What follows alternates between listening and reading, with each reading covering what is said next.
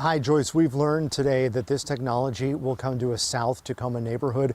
We're outside of the East substation where a community meeting on this issue is set to begin in about an hour.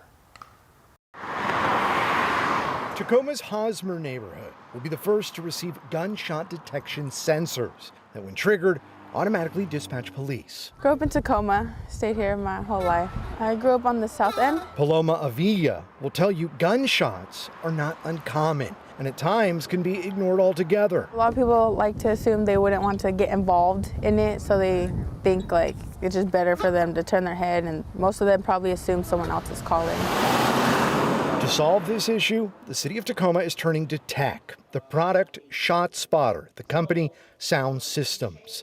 Back in April, we told you about a pilot program funded through an $800,000 grant awarded to the city of Tacoma from the Department of Justice to improve gun crime investigations. Now we're where we are because they didn't allow the police to police, and now we're having to turn to these other devices. But not all are on board. Late last year, the Seattle City Council voted against the same technology, shooting down a $1 million proposal, though another version has been introduced this year. If a gun is fired anywhere in the area. The ACLU of Washington has also accused the tech of fueling racial disparities, adding it poses risks to people's privacies and civil liberties. Back in April, Tacoma's police chief, Avery Moore, said the product has the potential to save lives. A lot of times when you have random gunfire, there isn't a victim, but that's not a presumption that we as police can make.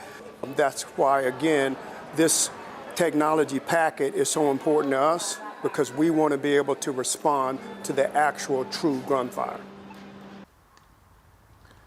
And Joyce, this technology is not live yet, though it has been approved and will go live. We don't know when. The pilot program for that specific neighborhood is scheduled to last 3 years. Joyce?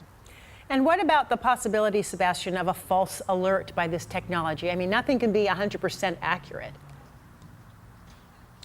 Well, the company claims they are in more than 150 cities globally, and they say overall they have a 97% success rate, meaning false alarms in very small number of times. I asked police about this, and they say it really doesn't matter how they're notified of a report of a shot fire, whether it's a 911 call from a human or from a computer automated system. They say they are trained to respond the same professionally regardless. Joyce? Sebastian Robertson in Tacoma. Thanks.